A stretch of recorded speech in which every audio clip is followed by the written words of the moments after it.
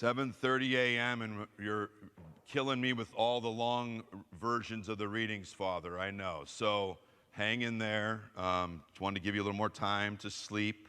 So, in general, this, especially the gospel, but the theme seems to be of kind of this vigilance, ready. We don't know the day or the hour. What time of the liturgical year would we normally expect these kind of readings? Any thoughts?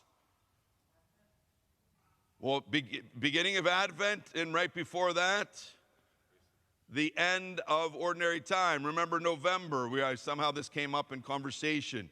These are the fun things I talk about. So this week, but somehow we always reflect on the last things during November, right? And our readiness for, as we come to the end of a liturgical year and then begin a new liturgical year, our readiness for the end of our lives, for death.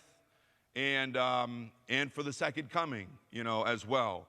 So it's kind of odd that we get these readings in the middle of the summer, but it's almost like they're reinforcing the concept, right? To not just wait till we're facing death in the face to get ready.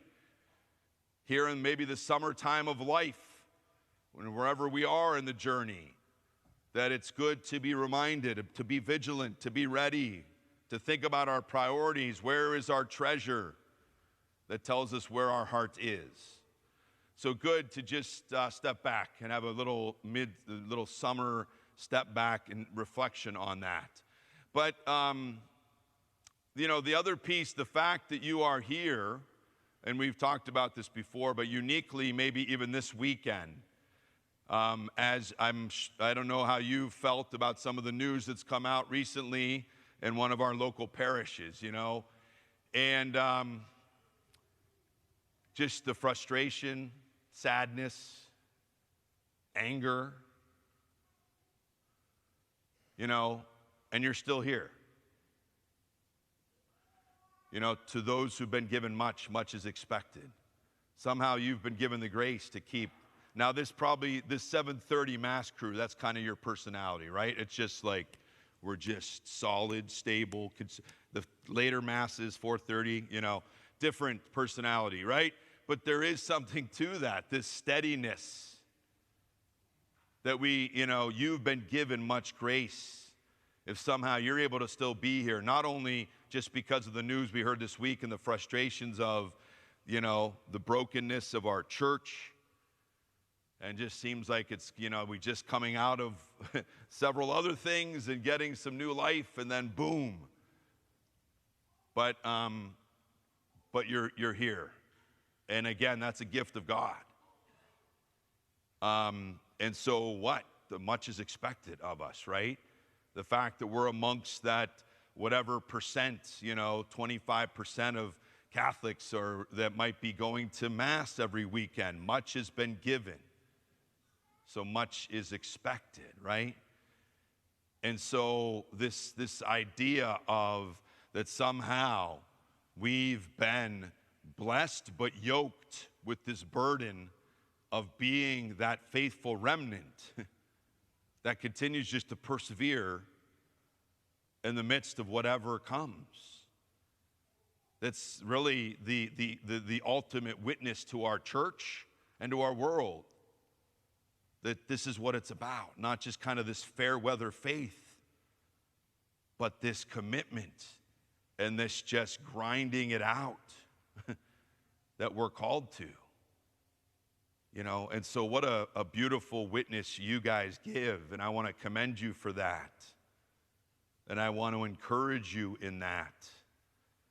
But again, somehow it's like to keep us humble so that we don't get full of ourselves. God says, okay, though, more is expected. And so we continue to say, Lord, help me to rise to that. And, help me not to use this as a reason to judge others or to just spend my time questioning why others can't be more faithful or why they, whatever that can be, right? And to do our job, in our common priesthood of Jesus Christ, to continue to offer prayer and sacrifice for the church in the world that somehow isn't here or able to be here.